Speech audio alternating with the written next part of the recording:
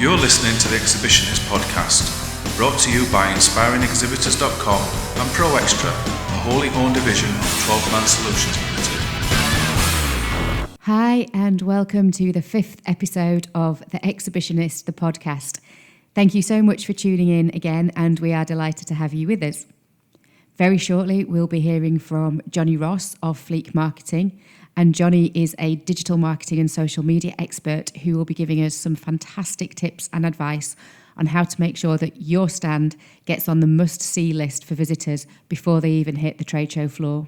So we've had a really interesting week this week where we have been at Excel in London for most of the week, which is a fantastic venue for exhibitions, and we got to see a wide variety of very different sector shows that were happening down there. We initially had gone on an accompanied visit with one of our clients, something that we do quite often, where a client will ask us to go to a show either within their industry or in a different sector with them and just have a wander around and have a look at what's standing out to us, what they can learn for their own exhibition stands, and anything that's interesting on the show floor. So we started off at Food Matters Live, which is largely a content-driven event. The feature areas and live theatres had some fantastic seminars on a whole range of different topics within the food and drink industry. But actually what caught our eye most was something that we saw on the Food and Drink Wales stand. And this really brought it home to us because we'd just been reading an article by Jez Paxman in this month's edition of Exhibition News around how brands need to adapt to millennials through using experiential at events. But actually it probably reaches a little bit further than millennials, and everybody's looking for an experiential stand now at an exhibition. We're so used to seeing 3x3 shelves that actually anybody who can disrupt and do something a little bit different will always catch the attention. Food and Drink Wales had a brilliant installation from a company called Orchard, who were based in Cardiff, and they had created a little dome, a little black dome, which inflatable straight away grabbed people's attention as something different. They were projecting some fantastic video imagery of beautiful scenes of Wales, of the people of Wales, and some of the food and drink production onto the ceiling of the dome. And they were inviting their VIP customers to come and experience and sample food and drink, have a meal within the dome itself. And it was a brilliant piece of disruptive marketing, a way to really get people asking, how do I get an invite into there? That looks brilliant. That's where I want to be. And also helps bring to life the sampling and the quality of the produce from some of their exhibitors on their stands. So great work, Food and Drink Wales and Orchard. We think in what was quite a lot of very similar stands, you guys really, really stood out and nailed the experiential element for us. The second thing that really stood out to us was actually at an exhibition over the hallway. That was their energy management exhibition, which is quite a difficult topic to kind of create some disruption for. There were a lot of providers there who were quite functional, and that's always a really hard exhibition to work on, to try and keep your message concise, but also keep it interesting. Now, one of the things we will often say when we're working with clients is you've got to work really, really hard if you book that first stand on a show floor. And a lot of sales managers will sell that as a premium piece of space. And it is a great piece of space. You're getting visitors in before they're tired, before they've become overwhelmed with messaging. But equally, you've got them at that second as they walk through the door when they might be totally overwhelmed by everything that's going on, totally in awe of the bright lights and the stands. And you've got to work really hard to make that first stand on a show floor work for you, to make sure that people don't just bypass you and think they'll come back to you later on. Now, the company ESB had taken the first stand on the exhibition show floor, and they had blown all our theory out of the water. They had a fantastic stand. They'd obviously spent some money on it, but ESB are a major player in the Irish energy management market and are trying to break into the UK market. They knew exactly who they wanted to speak to, and they knew exactly how they'd got their stand working to get those people's attention as soon as they walked through the door. They had interactivity in terms of a competition. They had very clear messaging, so immediately as you looked at their graphics, you know what they did and what benefit they could bring to you as a visitor.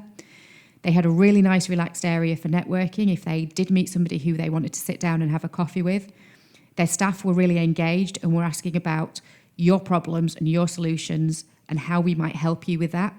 So there was no aggressive selling. It was just very relaxed, informal conversations. So I think all credit to ESB for proving us wrong that you can actually make that front stand work really, really well, as long as you put the time, the money and the effort into thinking about what you want to deliver. So those are the couple of things that we've picked up on this week in what has been a very busy week out in the field. So we will quickly move over to our conversation with Jonny Ross now, who's going to give us, as I say, some hints and tips about pre-show marketing and how you make sure you get on a visitor's must-see list before they hit the trade show floor. In this edition of The Exhibitionist, the podcast, we're talking to Jonny Ross from Fleek Marketing of how you can amplify your presence at a trade show using digital and social media. So Jonny, I'm going to describe you as a digital, social and search consultant, trainer and speaker, but I'm sure you can articulate that better than me. So would you like to introduce yourself? I think you've done very well, to be perfectly honest. I don't know what else I'd add to that. Brilliant. That's a good start to begin with, and welcome to the show. Jonny, you're involved in all things digital. So in this digital era, why do you think that trade shows and exhibitions are still relevant for businesses? Really good question. I think a lot of people make this mistake that they think, there's digital, there's Facebook, there's Twitter. We can do some free social media and that will solve all our business problems. And the reality is that's not, that it's just another channel. And the fundamentals still need to be done. So you still need that face-to-face and that networking. The beauty of digital is that you can make it more powerful. So I think face-to-face conferences, networking, exhibitions aren't about to disappear. I think if anything, they're more valuable than any other time because there's in some ways there's less of them, and so it's easier to stand out, and using the power of digital to make them even better is the opportunity. It's exactly that point, Jonny. It's about how you can make your trade shows more powerful. So how do you think exhibitors can use digital and social media to attract the right type of visitors to their stand at an exhibition? Yeah, so that's the thing. It's about having a plan first. It's about what are we trying to achieve out of this? Who are we trying to talk to? It's all the basic stuff before you even think digital. And a lot of exhibitors don't even get the basics right about what are we trying to achieve? What are the objectives? What's going to look good afterwards? And once you've got that plan, it's about how you can fit digital in. And just like any marketing plan, you would then look at, right, well, we're trying to tap into this particular type of person or this particular industry or this particular sector. Okay, what might be the best digital way of doing that, whether that be little things on the bottom of email signatures to some kind of LinkedIn advertising campaign to even some kind of Instagram campaign. So it very much depends on who you're trying to attract, and having that plan and then thinking what channels could we use. It's a really valid point that we often talk about in the book and on blogs about having objectives in the first place to fit a marketing campaign around rather than just doing an event for an event's sake. Absolutely. So where have you seen an exhibitor use digital and social media particularly effectively? Well, unfortunately, there's more examples of where they haven't. There's not many that get it right. The ones that get it right engage on digital prior, during, and after an event. And the ones that get it right think about how to connect that online and offline world. So whether that be on the exhibition stand, little prompts to make people think of digital. It's tapping into what people enjoy doing on digital. So, for example, having some kind of local. A celebrity is not quite the right word. I'm not talking about big expense, but local well-known person on a stand. People love doing selfies, and that type of thing can just instantly power something digital. Or it could be some kind of giveaway, but then making something of the handing over of the prize and grabbing that picture. It's about, as I said, marrying that online and offline and making it easy for people to naturally just use digital. And in fact, if anything, using your visitors, using your customers to actually do the marketing for you. That's the best way of doing it. Instead of you just going out there and saying, come and see us, we're on stand, whatever. Actually, if you've got people going out there saying, look what I've just won from this stand, or look what I've just done, or, and that type of thing, and getting people to ultimately be your voice. And as I said, it's about having the digital going on prior and afterwards and making the most of it. So, Jonny, what I think you're saying is that there has to be a reason for your social and digital activity. Quite often we'll see exhibitors just tweeting, come and see us at our stand, but they don't give any real reason for why a visitor will get value from that or how they're going to engage with them. Yeah, it's about, social and digital. A lot of people forget that it's still conversation, and they're just sort of using it in a broadcasting way and not actually having a conversation. So if anything, it's about joining a conversation. It's about seeing, the best way of doing it. If you imagine walking into a room and imagine Twitter or Instagram or Facebook being a room, you're not going to just walk in and scream at the top of your voice, hey, we're at stand whatever, come and see us. People are just going to run away. So it's about understanding what conversations are being had in that room or that channel online, and getting involved in that conversation. So it's, so if anything, it might be bigging up other exhibitors, and talking about what other people are currently talking about. And the speakers, etc., etc. But finding out what conversations being had online is the place to start. Such a good point. And you mentioned there that there are probably more examples of things that exhibitors have done badly relating to social and digital. What are some of the pitfalls that exhibitors might fall into around social and digital at exhibition? Yeah, I guess the first thing is not having a plan, so not thinking it through and doing it at the last minute.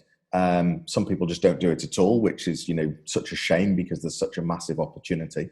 Not thinking about hashtags and not thinking about joining in, as I said, other conversation. So that would be something else. And not utilizing the latest in digital. So the latest in digital would be video. And if you were to, I'm about to talk about Instagram. The key thing there, though, is your target audience on Instagram. So just because I'm talking about Instagram doesn't mean you should be on Instagram. It's about the plan. Who's the target audience? Who you're trying to attract? If they are in that demographic and they're on Instagram, great. But then how would you use Instagram? Well, actually, nowadays, you wouldn't just be posting pictures. It's all about video. Likewise, on Twitter, Facebook, LinkedIn, there's lots of areas you can use video. There's lots of areas you can use live video. And so, the pitfalls are not really thinking about it, not having, in fact, a great example would be not having some pre-made images and social adverts. So the example would be, about to put a tweet out or a status out, but actually you haven't got that image to back it up with some pre-content written on top of the image. It's such a shame as exhibitors can underestimate the value of the content that they could share from their stand. When there's noise and competitions and conversations, sampling, giveaways, it's really valuable content that other visitors might want to see, and it could influence them to come over and see you. Yeah, absolutely, and it's just like a restaurant puts their customers in their window. An exhibitor needs to make sure that they've got people booked on that stand to come and see them well before the day, because people come to busy things. If you've got a dead stand with nothing going on, then it's not as attractive as lots of noise. Good noise, of course. And it's about using digital to get that across. So it's about, what's the strategy? Who's going to be taking the pictures? Who's going to be taking the images? In fact, actually, the best strategy is getting the visitors to use their own devices to take pictures and videos, because it's then a lot easier for them to post it online than you having it stored on your devices and then posting it as yourself. It's not quite as strong. So it's about trying to think of what can we create, what scenario can we create where a visitor wants to use their device to take a picture or image and then naturally wants to upload it. It's the fear of missing out. If there's a really busy stand, as people we're naturally curious and nosy, we want to know what's happening over there that I'm not getting and that I'm missing out on. Absolutely. So how can exhibitors use digital and social to follow up more effectively with visitors that they've met at a trade show or an exhibition? Yeah, I guess that's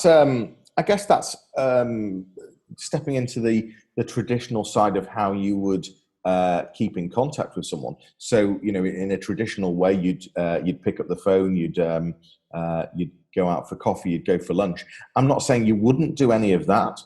But what you can do is you can use digital to fill the gaps in between. So it's a great way to keep that conversation going. People typically buy after they've sort of had 7 points of contact, and so it's about not stalking the person, but do you know what? Why not? So in a nice way. So it's about finding them on Twitter, finding them on LinkedIn, finding them on whatever platform that might be relevant. Getting their email address, getting permission with the whole GDPR. Let's not talk about that. But having permission and emailing them, and so having some kind of strategy of what the plan, what are you going to be doing after the show? How are you going to be engaging with them?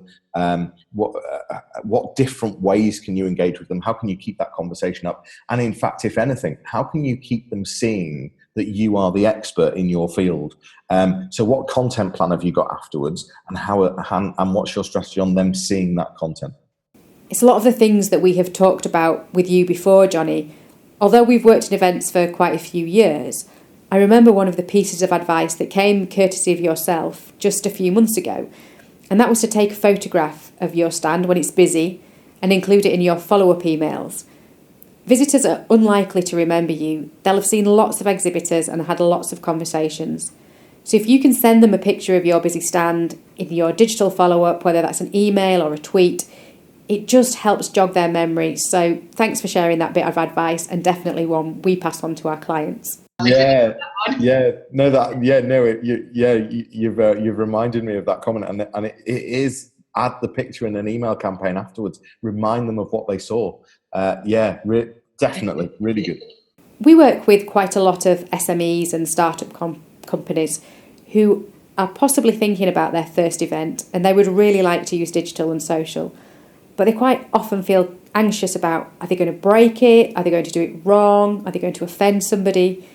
So can people really break social media, and are there any rules that they should be aware of? They say no good. No, what do they say? No good. My words have completely gone.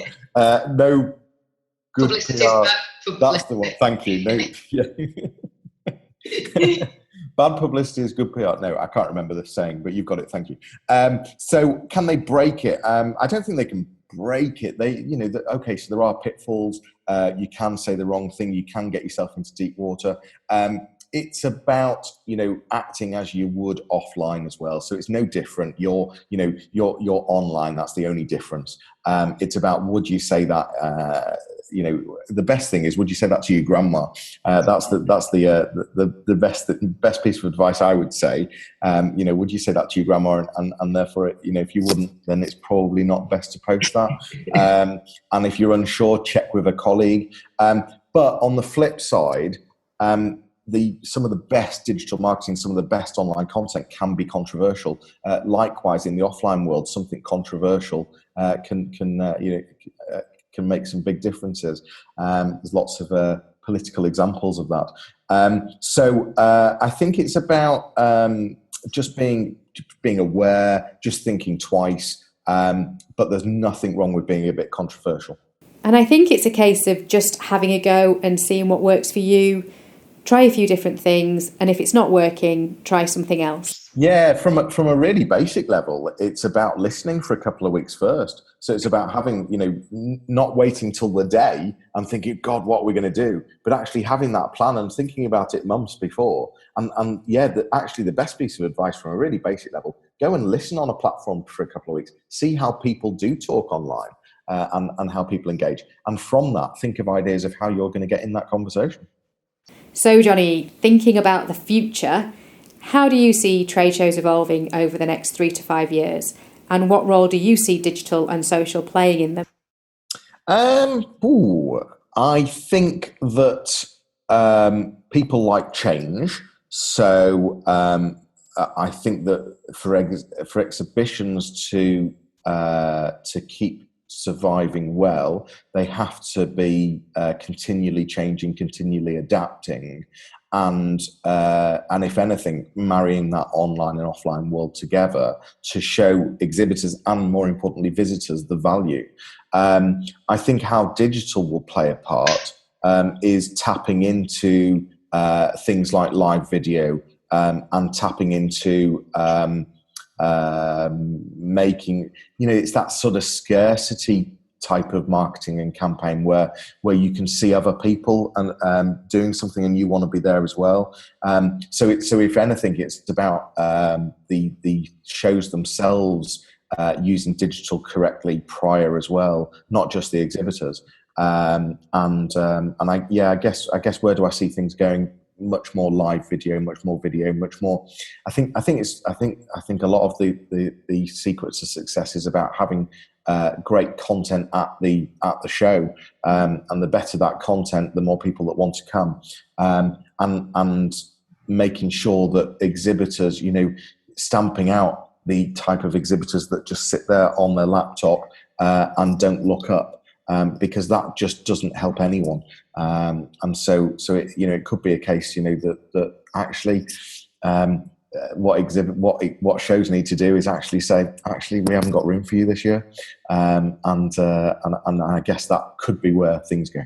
Wow, that's a really interesting thought for event organisers, to challenge exhibitors who don't add value and don't really participate in their shows. I would love to hear from any event organiser out there who thinks that they'd be interested in pursuing that as part of their strategy. It would certainly be a really brave move, but one which changes the visitor experience. We're also starting to hear more now about virtual and online trade shows. So taking the footprint of a show and putting it online, so that anyone who can't make it to the show can go online and have a look at the content from exhibitors. Where do you stand? Are virtual trade shows the future, or are they incompatible with what is essentially a face-to-face tactic? I've seen some examples of this, and I think there is some value, especially from a global point of view. So, being able to massively changing the accessibility. So I think there is a space, and I think depending on what the content is, there is something to consider, and there's still a whole advertising angle in all of that. However, I don't think you'll ever reach the power of local, and local is so powerful, and I think simply because of that. I think if anything, you may see local and online, but if anything, I think what would be best is how to merge the two together and how to make them both work at the same time, and to use that local event to power the global online event. I'm not convinced that purely going virtual. I think that would be a massive shame. And lose a huge amount of opportunity. Yeah, it's a really interesting one, Jonny. If we think back right to the start of our conversation, and we were talking about the power of exhibitions being in that they are face-to-face, and that's what people are looking for when they go to trade shows and exhibitions, is that face-to-face connection, and people still buy from people. So if you move everything online, you really take away the whole context and the value of what people are really looking for from a trade show. Absolutely, yeah. It's been great speaking with you today, Jonny. Really interesting and useful advice. But who else do you think has some interesting stuff to talk about in the industry that we could speak to for a future podcast? I'd suggest you speak to Emma Cartmel from CHS Group. They are a conference. They have a conference and hospitality show, events for event organisers. So I'd definitely speak to her. Colin Tweedy, all about how to network and get the most out of events. And Jeff Shepherd from the Yorkshire Mafia puts on a number of events, very successful. One of the biggest B2B exhibitions in the north. So there's three for you. Brilliant, thank you. It's been great to speak to you today. As I say, really useful info and advice that will hopefully inspire our listeners to go and think differently about how they use social media campaigns. So if anyone wants to get in touch with you and ask for some more advice and support, how do they find you, Jonny? Yeah, sure. So I'm on LinkedIn, just /Jonny Ross. You can find me on Twitter at Jonny Ross, no HJONNYROSS, or at Fleek _Marketing on Twitter as well. So once again, Jonny, thanks for all your advice and support today, and We've worked with Jonny in the past and he is brilliant at what he does. So if you need some help and advice, please do get in touch with him. Once again, Jonny, thank you for coming on the show. Been great speaking with you. Thanks for having me. Really enjoyed it, and good luck with the show. So some fantastic advice there from Jonny Ross, and something I hope you'll all go away and be able to apply to whatever fantastic exhibition you're planning for next year. So that's all on today's episode. Hope you've enjoyed it. As always, if you have a trade show trouble, please do get in touch with us via the website at www.inspiringexhibitors.com or via Twitter at ProExtraCo, and we will try and get your trade show trouble solved for you. Coming up on the next episode, we've got a really great interview with the Department for International Trade. For anybody who's done some exhibiting in the UK or in their domestic market and is starting to think about moving abroad and exhibiting at an international trade show. Lots of the principles and theories are the same, but a lot of the logistics and the language can be much more difficult. So we have John Jenkinson from the Northeast region of the DIT, the Department for International Trade, who will be talking to us about all the things that you need to consider if you're thinking of going global with your exhibitions. So have a fantastic week. Let us know which exhibitions you've been at and what you've seen that has really excited or underwhelmed you. We tend to talk a lot about what's good, but if there's something that you've seen that you think wasn't as great as it could have been, then do let us know. And we look forward to hearing from you all shortly. Thanks for listening. If you'd like more information about our book, The Exhibitionist, future podcasts and newsletters, please remember to pop over to inspiringexhibitors.com where you'll be able to find all the relevant information. Once again, thank you for listening.